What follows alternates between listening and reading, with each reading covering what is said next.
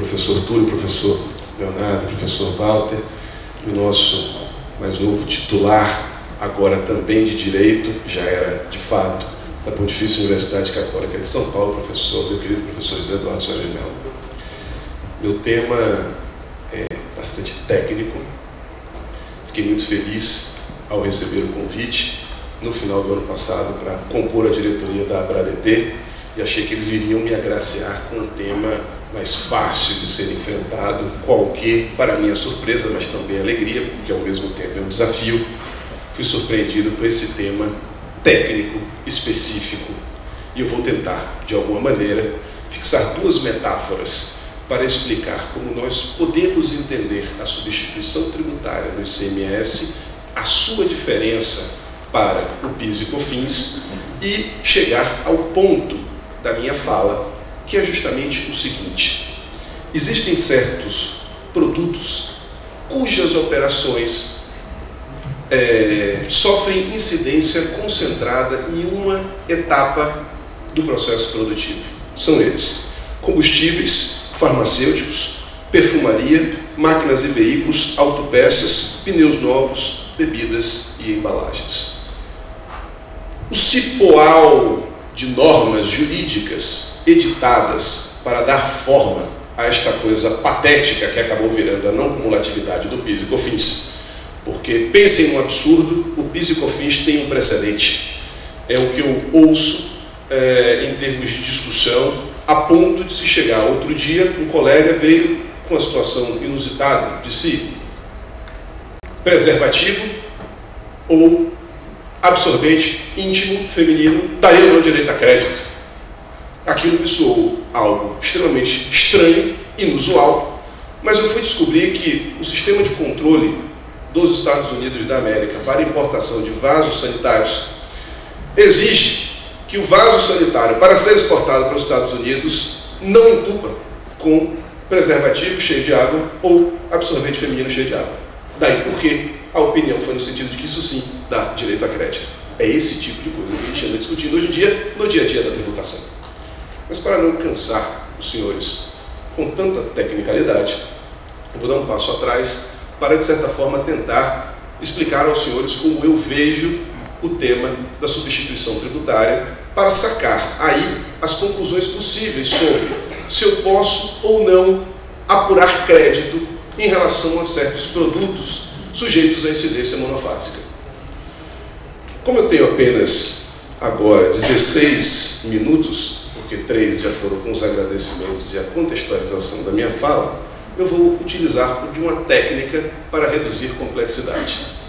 A primeira técnica é imaginar a substituição tributária como esse filme, O Relato da Minoria.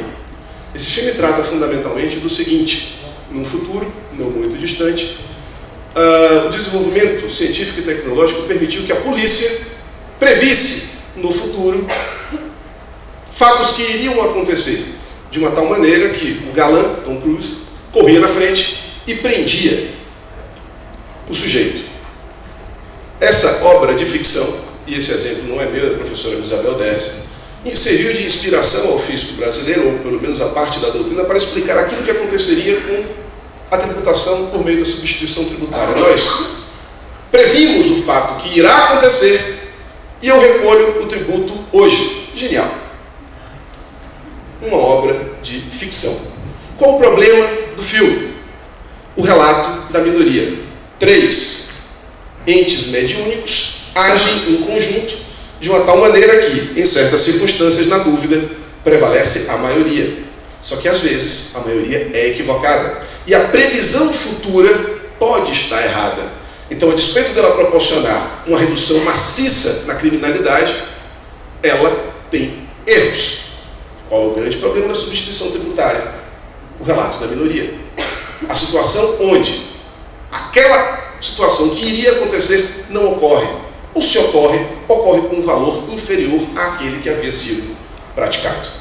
E aí tem toda a trama do filme. Quem não viu, recomendo que assista, porque a nossa novela está longe de acabar. O tema continua no Supremo. A despeito de ser constitucional a substituição tributária do ICMS, a sua implementação, os seus múltiplos relatos da minoria, fazem com que, no caso concreto, a gente tenha crédito que não é devolvido, a gente tem uma série de onerosidades, a gente tenha, às vezes, valores de tributação muito superiores àqueles que são efetivamente tributários, praticados, problemas não faltam.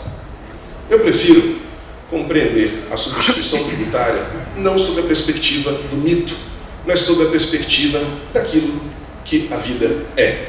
Eu não percebo a substituição tributária como uma antecipação de um fato futuro. Eu percebo a substituição tributária como uma nova regra matriz de incidência tributária, cujo fato que torna a obrigação exigível é a saída do estabelecimento produtor ou a chegada do estabelecimento produtor, a depender da técnica que se utilize. Mas o que nós temos não é substituição de nada. Não estamos olhando para o futuro, para aquilo que vai acontecer. Temos uma técnica mais complexa de apuração do tributo, onde o tributo se torna devido quando aquele fato previsto na lei, como desencadeador da incidência tributária, ocorre. E que fato é esse? A saída do estabelecimento produtor. A composição da base de cálculo é que é mais complexa, porque não leva apenas em consideração a operação própria, leva também em consideração a operação substituída, mas nós não temos substituição de nada que vai acontecer. Nós temos uma nova regra matriz de incidência tributária, expressamente autorizada pelo texto constitucional, e apenas do ponto de vista econômico é que nós poderíamos pensar que há substituição de um ente por outro. Dentro da vida que ela é, então, existe uma outra técnica de aplicação da tributação presente e não futura. O futuro é importante para a composição da base de cálculo, mas o que nós temos é uma outra regra matriz de incidência tributária. Por que esse conceito é relevante? É relevante para que nós deixemos de pensar na substituição de algo e passemos a pensar que a substituição é verdadeiramente a instituição de uma nova hipótese de incidência, de uma nova base de cálculo, de um novo contribuinte, e tudo isso deveria ser feito por lei, para que nós não pudéssemos aplicar em relação ao ICMS aquele tom jocoso que o professor Sacha Camon Navarro Coelho gosta de empregar, dizendo que o ICMS é um tributo bandoleiro. Só existe um ICMS na Constituição ou na lei, mas o ICMS praticado pelas empresas é feito em cima de regime especial, com prazos completamente diferenciados. Cada empresa tem o seu ICMS, e a lei é algo que passa longe. Isso no ICMS. No âmbito do PIS e COFINS, e esse debate travado entre os meus dois antecessores brilhantes é altamente instigante, por pouco não abandono minha palestra e quero tomar parte nessa discussão para chamar a atenção para um ponto sensacional, que a racionalidade da não cumulatividade do PIS e COFINS é uma racionalidade completamente diferente do IPI e do ICMS, porque ele é um tributo que incide sobre receita, perfeito aquilo ali. Mas já acabou aqui o meu comentário sobre esse tema. Volto a falar no seguinte: esses produtos, e concordo também que a legislação está em evolução e espero que evolua logo. Não como advogado, porque como advogado está uma beleza do jeito que está. Agora, como cidadão, é uma lástima ver o que se perde de dinheiro, de tempo e de recursos com uma incidência tributária mal pensada, que por dados do site da Receita Federal, no seu primeiro ano de majoração da alíquota do PIS, de 0,65 para 1,65, houve um aumento de arrecadação da ordem de 17 bilhões de reais, senhores. Primeiro ano, dados do site da Receita. Mas também já acabou esse tema. E volto para falar fundamentalmente no seguinte: essa evolução legislativa tem como pressuposto um tema essencial. Que tema é esse? Assegurar, no caso concreto, a neutralidade. A neutralidade, esse valor da ordem da ciência das finanças, que prescreve fundamentalmente o quê? A arrecadação tributária não deve influenciar a tomada de decisão do ponto de vista tributário. As empresas devem se organizar com base no princípio da livre iniciativa e, para isso, tanto faz se você decide descentralizar ou concentrar a produção, isso não deve influenciar o jeito como você decide.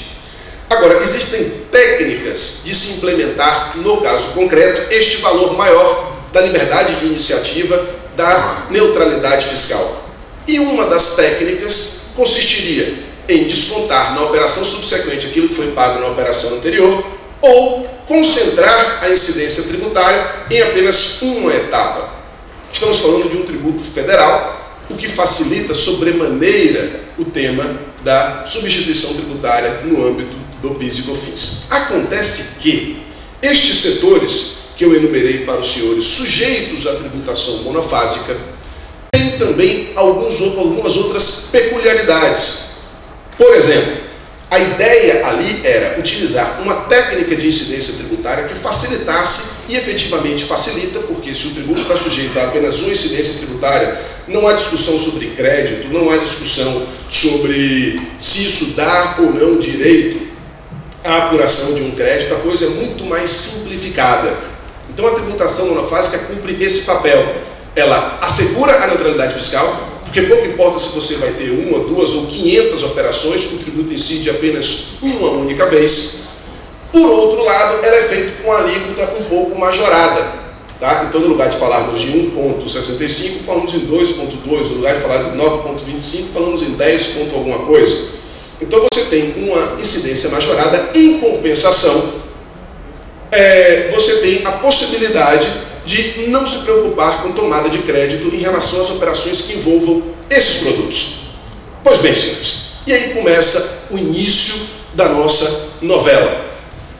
Ao estabelecer a tributação monofásica, uma série de alterações legislativas foram sendo criadas para aperfeiçoar o modelo. E entre essas alterações legislativas, nós acabamos identificando uma delas, que seria da Lei 11.033, que em meio a uma pleiade, um cipoal de normas, vem e estabelece o que os senhores podem ler aí.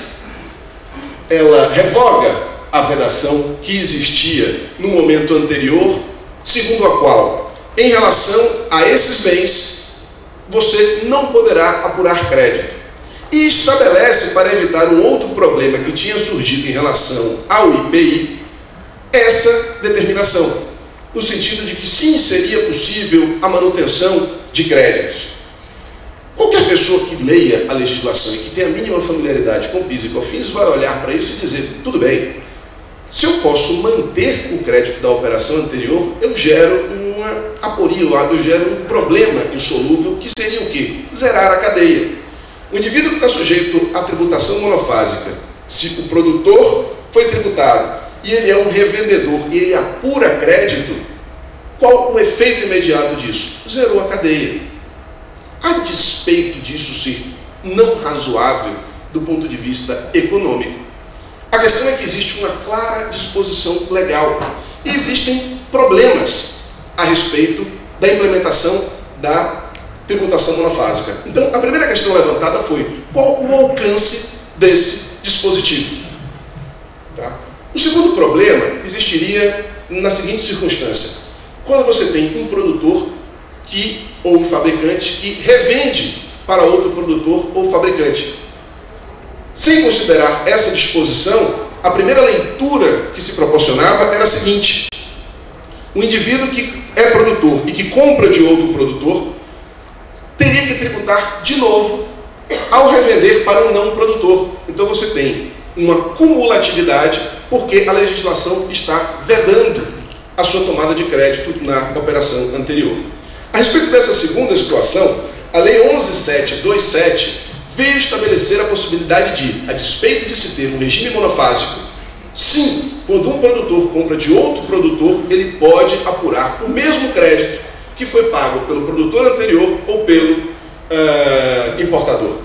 Tá? Mas a primeira questão ainda remanesce. Quase todos os senhores que têm um contato com empresas que revendem produtos entre aquela lista que eu comecei anunciando, têm uma tese no Poder Judiciário sustentando o direito pleno de manter os créditos da operação anterior.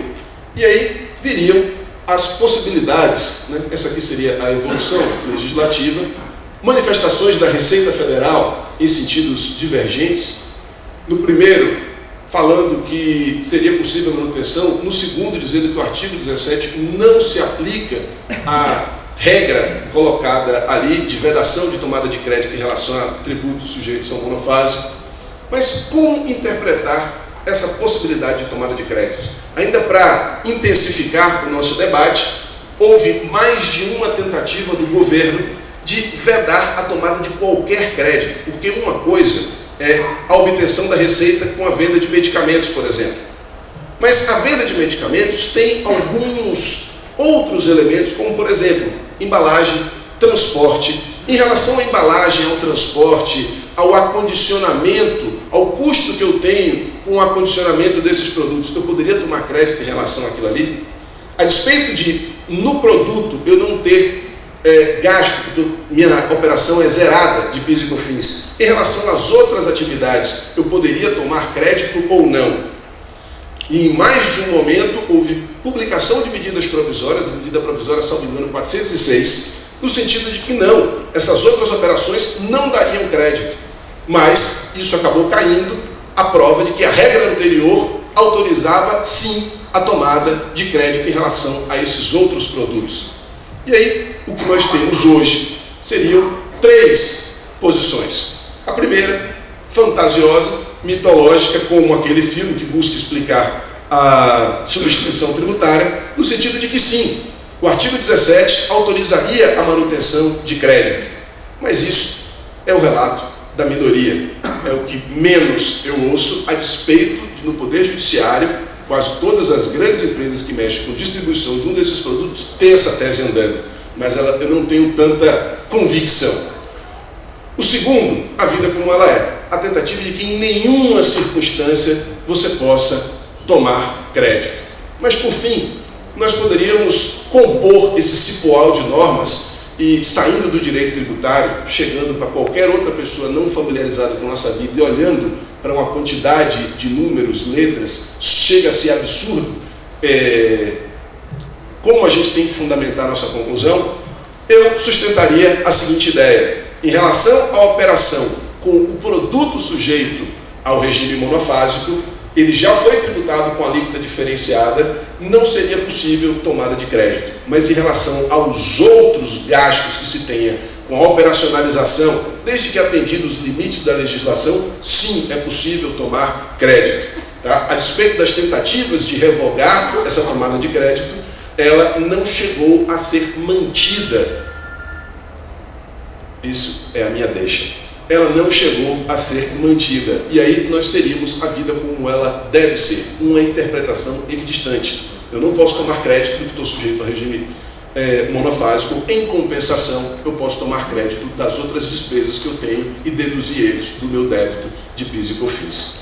Eram essas as colocações que eu teria, apenas para dizer aos senhores que entre ter um tributo plurifásico com alíquota baixa, de simples operacionalização e ter uma não cumulatividade como nós vimos tendo, entendeu? É muito melhor ter um tributo com incidência cumulativa e alíquota menor do que ter a contingência que vem surgindo pela prática reiterada de se utilizar um jeito de pensar próprio do IPI para se interpretar a não cumulatividade de um tributo que incide sobre receita. Tá bom? Seriam esses os meus comentários. Eu agradeço muitíssimo o convite, felicito os meus queridos integrantes da mesa e me mantive dentro dos 20 minutos que foram delegados. Agradeço muitíssimo.